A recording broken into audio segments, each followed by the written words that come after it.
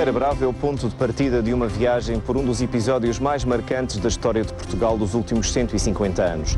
Vamos conhecer uma personalidade marcante e um daqueles casos em que o percurso de uma localidade está associado a uma família e a um homem, Francisco Correia Herédia. Quando a 13 de maio de 1995, o pretendente ao trono de Portugal, Dom Duarte, Duque de Bragança, casou com Isabel de Herédia, a Ribeira Brava olhou com atenção para o casamento real. Ainda que Portugal seja uma república, era o primeiro casamento a envolver um membro da família real portuguesa desde 1886. Mas a razão do interesse da população desta localidade pelo casamento é que o trisavô de Isabel de Herédia era o Visconde da Ribeira Brava, precisamente Francisco Correia Herédia. A ligação do Visconde à terra onde nasceu valeu-lhe várias homenagens, como este busto, aqui colocado a 6 de maio de 1964, na passagem dos 50 anos do decreto que levou esta terra a concelho.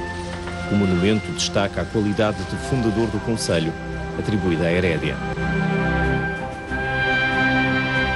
O busto está localizado na zona marginal, de frente para a rua principal da vila, que se chama precisamente Rua do Visconde. Vale a pena contemplar a paisagem circundante, dominada pelo Forte de São Bento, recuperado há cerca de um século e um dos principais ícones da localidade.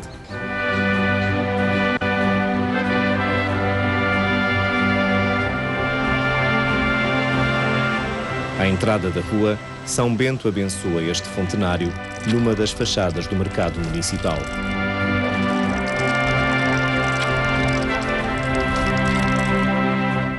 A Ribeira Brava sempre foi uma vila muito procurada por visitantes e com uma forte identidade.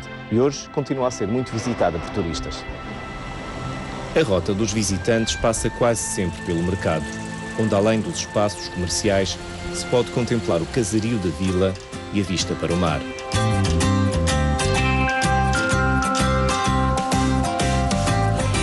A Rua do Visconde está vocacionada para o comércio. É uma artéria de passagem, obrigatória para quem quer conhecer o espírito desta vila. Entre os espaços comerciais não faltam as lojas de souvenirs e produtos tradicionais. Orlando Philip é uma das comerciantes que há mais de 10 anos aposta nesta rua, com várias lojas. É a rua mais comercial desta vila. É uma rua, é uma reta, como estamos a ver, é uma rua boa para passear, é uma rua procurada pelos comerciantes. É normal que aqui as rendas são um pouco mais caras, devido ao maior movimento que tem de pessoas, mas ainda continua a ser a Rua do Visconde, a rua principal daqui da Ribeira Brava. Além da Ribeira Brava ser uma vila procurada pelo imigrante no verão, mas principalmente esta rua é um ponto de passagem. Vir a Ribeira Brava e não passar por esta rua, olhar as lojas, portanto, é como não vir a vila. Estas lojas abrem todos os dias e ao fim de semana recebem muitos compradores do Funchal. Os espaços comerciais estendem-se por toda a rua, alguns com nomes que fazem referência ao Visconde da Ribeira Brava. As fachadas elegantes dão à rua uma aparência urbana, que torna o passeio agradável. Parte dessas fachadas é dominada pelo Centro Social e Paroquial de São Bento, onde funciona um lar de idosos e um centro de dia.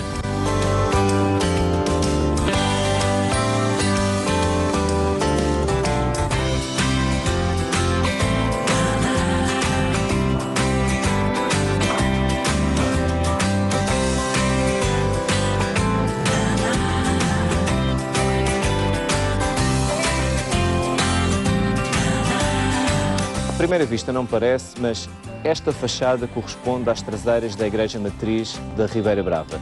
O templo confunde-se com a Rua do Visconde, formando um quarteirão.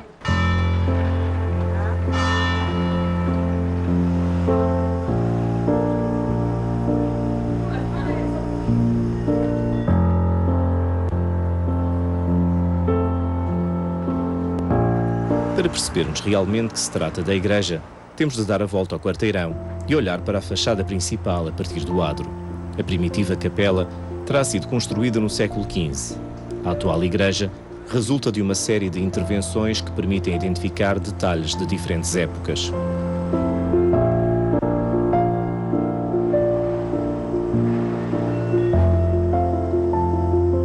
Um dos pontos de maior interesse está num conjunto de pratas com 66 peças, dos séculos XVI e XVII, cujo valor o historiador Rui Carita nos ajuda a compreender. É o símbolo de que é a prova da riqueza de toda esta área, entre os finais do século XVI e os princípios do século XVII. A riqueza é essa que nem está muito estudada e que não sabe como é, que permitiu, de facto, um desenvolvimento enorme aqui, que ainda não foi avaliado porque é que não se transformou mais cedo em vila.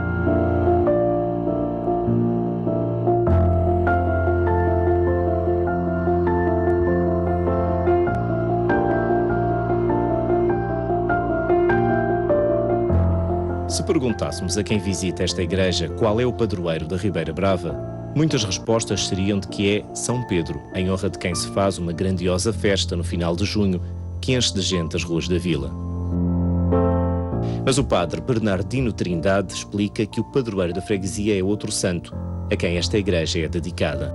São Bento, que é o padroeiro da freguesia, penso que os primeiros colonizadores, com devoção a São Bento, e que realmente instituíram aqui esta paróquia, eles, portanto, as autoridades competentes, e que por acaso é a única da Madeira cuja devoção é ao Senhor São Bento.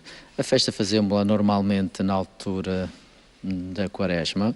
O lema de São Bento é o Ora et Labora, e costumo dizer às pessoas que não é assim muito apelativo mandar o pessoal rezar e trabalhar, mas no fundo são as chaves do sucesso em qualquer situação de vida, é o Ora et Labora, o reza e trabalha. São Pedro é um santo mais popular, é dito mais o Arraial, é feito exatamente no mês de junho, no 29, o Santo dos Pescadores, porque aqui também houve uma zona à beira-mar, como vós sabeis, que era de pescadores, onde havia, antes desta zona bela que está instituída. Há uma coisa boa de São Pedro, que é a chamada charola, que tem a ver um pouco também com o contributo daqueles que eram os agricultores, que se uniam aos pescadores para fazer a festa em honra do santo. Por isso temos a barquinha dos pescadores e a charola, a parte dos agricultores, que se unem para o arraial do Senhor São Pedro. Por isso é um grande arraial maior, certamente no verão, quando com este nós estamos a fazê-lo na altura da Quaresma, que é um tipo mais circunspecto, no sentido das festas, dos folgazedos e das próprias alegrias. Nas traseiras do templo, do outro lado da rua, está o edifício dos Passos do Concelho da Ribeira Brava. Este solar era a casa da família Herédia.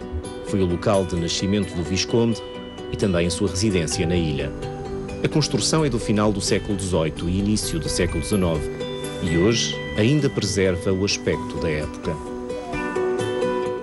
O salão nobre do edifício dos Passos do Concelho da Ribeira Brava ainda preserva muitas referências à família Herédia e ao Visconde da Ribeira Brava. Encontramos-las, professor Rui Carita, aqui à nossa volta. É verdade, isto era o antigo solar da família. Aliás, é provável que tenha ainda salas do 16 ou do 17, porque o gabinete do Presidente ainda mantém um teto de inspiração mudéjar que me parece bastante antigo, e é reformulado depois pelo Visconde da Ribeira Brava, indubitavelmente por volta de 1890 a 1900, a altura em que ela manda pôr as armas e que depois se instala aqui enquanto vive na Madeira, embora pontualmente ele venha aqui algumas vezes, mas só vive depois a partir de 1913, 14 é que está aqui mais tempo, e à altura antes deve ter mandado reformular o teto para uma casa de jantar que me parece inspirada ou copiada do antigo solar da Dona Messia ou então do teto mudéjar da Igreja da Calheta, porque há semelhanças.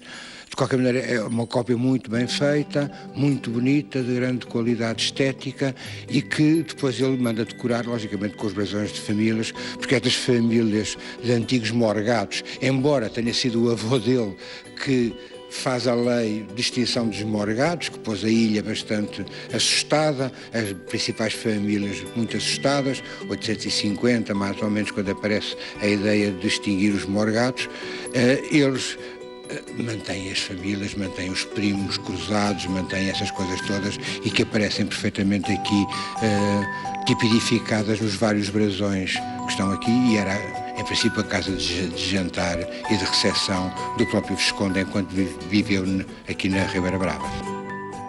Francisco Correia Herédia era um visconde, mas depressa se desencantou com a monarquia, ao ponto de ter desempenhado um papel importante na implantação da República e nos acontecimentos que levaram à morte do rei Dom Carlos I e do príncipe herdeiro em 1908.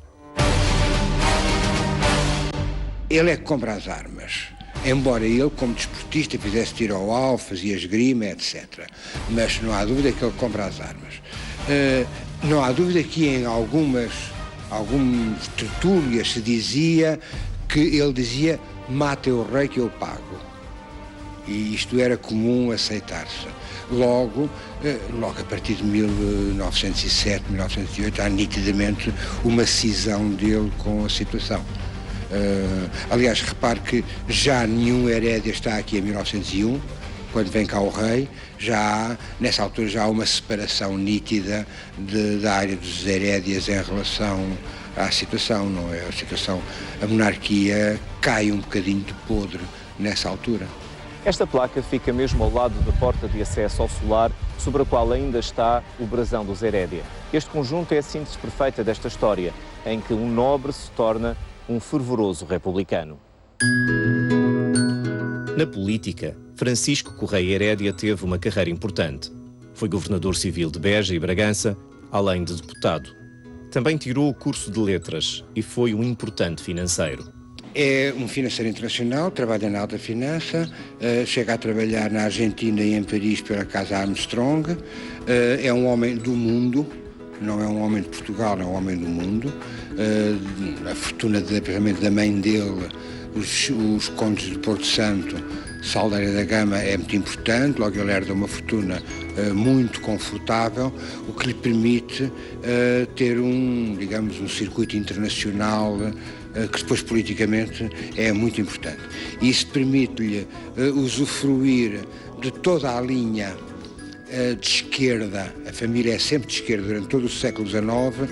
Os Herédias são os homens de esquerda, são os homens da Maria da Fonte, são os homens da extinção dos morgadios, são os homens que estão sempre contra a direita, que aqui na ilha era representada pelo trono, pelo altar dos Ornelas. Na República, deixou de ser visconde, mas acrescentou Ribeira Brava no fim do seu nome. Na vida pública republicana, desempenhou o cargo de governador civil de Lisboa, até optar por viver na Madeira. Instalou-se neste solar e dedicou-se à política na ilha, sem nunca deixar os hábitos exuberantes da aristocracia. Vai uma lancha buscá-lo todos os dias, ou nos dias em que ele vai para o Funchal, vem aqui buscá-lo. É interessantíssima a fotografia que, aliás, está no site aqui da Câmara, que ele a ser posto qual Emanuel na lancha Sérgio da Junta Geral. Ele reformula a Junta Geral criando uma junta paralela, a Junta da Agricultura, que se propunha extinguir a cultura em parte do vinho e da aguardente, da cana sacarina da aguardente, para criar vinho de qualidade e para reformular o turismo da ilha. A ideia é uma junta agrícola que mantivesse a paisagem e o cultivo da vinha, e ao mesmo tempo essa junta também reformulava a rede de estradas, reformulava o Funchal como cidade internacional do turismo. A influência de Herédia foi determinante para a elevação, em 1914, da Ribeira Brava a concelho. O papel do Sr. Ribeira Brava foi crucial para o lançamento de várias obras que deram à vila o caráter que tem hoje. Ele é a mola de urbanismo, é ele que cria as ruas estruturantes. Creio que é no tempo dele que se faz a reformulação da igreja da Ribeira Brava. Os primeiros projetos estão dentro do ambiente de 1910, 1914. Logicamente, como anticlerical, faz desaparecer o antigo convento de São Francisco, que estava em ruínas já, para fazer o teatro, não é? Sempre a ideia de um teatro, mas é ele que, no fundo, reformula e que depois consegue promover a Ribeira Brava, que, de uma maneira que não se percebe, porque é que desde o século XVI a Calheta, ou melhor, a Ponta do Sol, a Calheta eram vilas, e porque é que a Ribeira Brava não era, quando ao longo do século XVI o sítio mais importante de produções agrícolas da Madeira é a Ribeira Brava. A Ribeira Brava foi o último dos concelhos da Madeira a ser criado e a sede do Conselho só foi elevada à vila a 26 de maio de 1928. A política era um vício e Francisco Correia Herédia nunca ficou afastado da vida nacional, pois foi sempre deputado. Em dezembro de 1917, com a subida ao poder de Sidónio Pais e o início de um regime ditatorial conhecido por sidonismo, Herédia sentiu que era preciso voltar a lutar pela República em que acreditava. O sidonismo foi um regime em que um só homem exercia as funções de presidente e chefe do governo. Várias liberdades foram postas em causa, numa ditadura que muitos consideram ter sido precursora do Estado Novo de Salazar.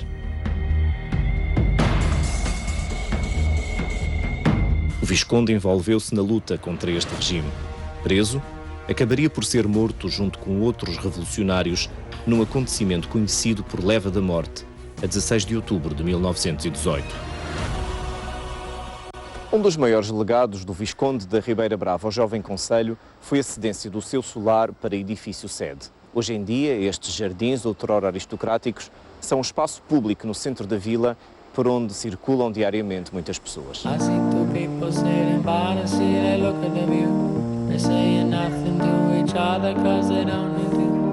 All I wanna do is sit down and talk to you. All I wanna do is sit here and look at you. And then the couple, they just get to their feet and walk away, walking hand in hand along the beach like every day. And all I wanna do is walk. Passando o solar, a rua continua, interceptando outras artérias que fazem a vila da Ribeira Brava. Por aqui, convivem edifícios de diferentes épocas que mostram a importância destas paragens em diferentes tempos da história. As lojas continuam, de um e do outro lado. Algumas quase memória de outros tempos, como a barbearia ou a mercearia.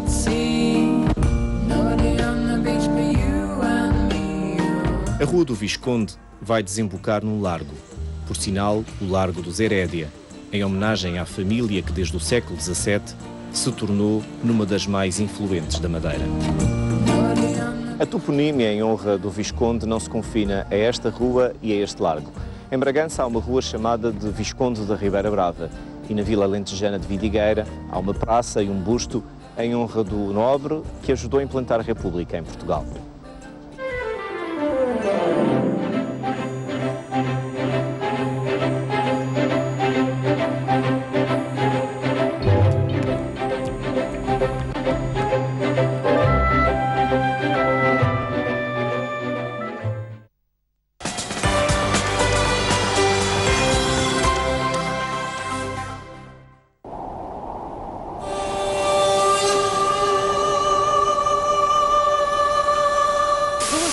Dinamarquesas apareceram sem vida.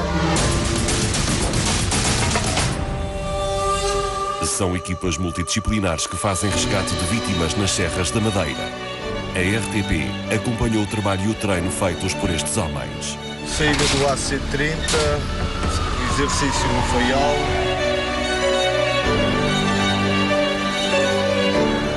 Equipas de resgate. É o tema do Repórter Madeira desta semana.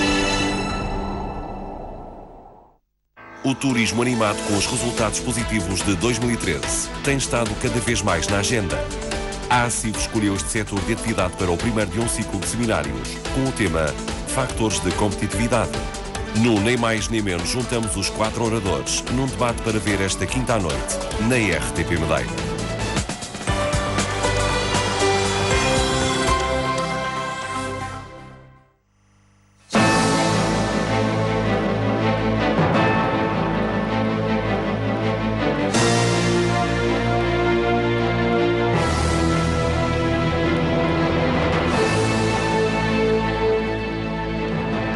Seja bem-vindo, programa Parlamento, hoje com os deputados Rafaela Fernandes, do PSD, Mário Pereira, do CDS, Carlos Pereira, do Partido Socialista, Edgar Silva, da CDU.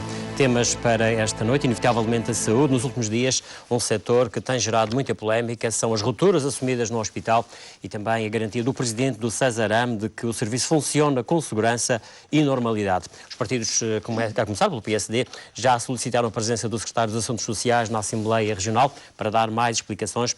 Neste programa vamos vamos falar dessa questão e também das taxas moderadoras com essa decisão do Tribunal Constitucional. Ainda neste programa, um olhar sobre a transferência do edifício da Praça do Mar para a tutela dos portos, passando a ter características de direito privado. São temas centrais para o debate desta noite. Como é hábito neste programa, reservamos sempre o primeiro minuto para um tema à escolha de cada deputado, um tema livre. E hoje começo por Mário Pereira, do CDS. Muito boa noite a todos. O que eu trago aqui no primeiro minuto é algo que constituiu de facto uma surpresa para os madeirenses quando este mês foram confrontados com a fatura da luz, que foi uma decisão tomada pela empresa de eletricidade, à revelia da entidade que a nível do continente faz, portanto, a regulação do setor da energia.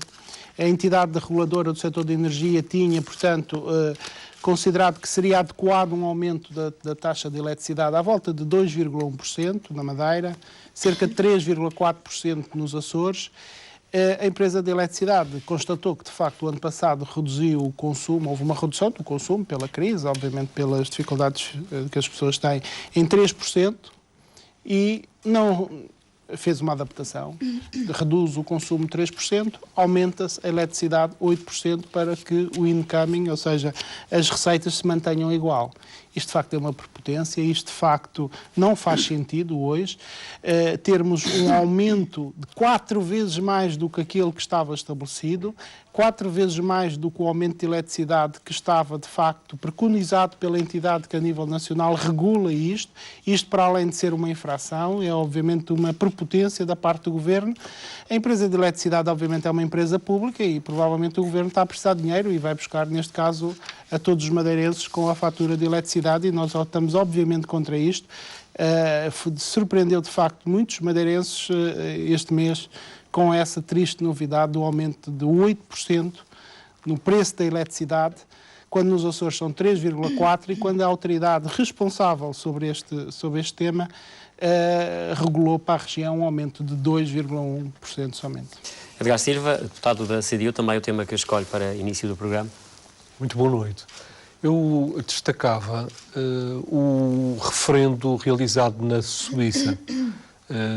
Esse referendo põe em causa as possibilidades da livre circulação dos cidadãos e aponta para que, de acordo com o resultado do referendo, a governação daquele país imponha um conjunto de medidas muito restritivas à circulação dos cidadãos e, particularmente, à possibilidade da imigração. E associava esta realidade à região autónoma da Madeira, isto em primeiro lugar porque é um sinal muito claro, a par de outras situações à escala europeia, de um processo de intolerância, de fechamento, de rejeição dos imigrantes e dos direitos dos imigrantes.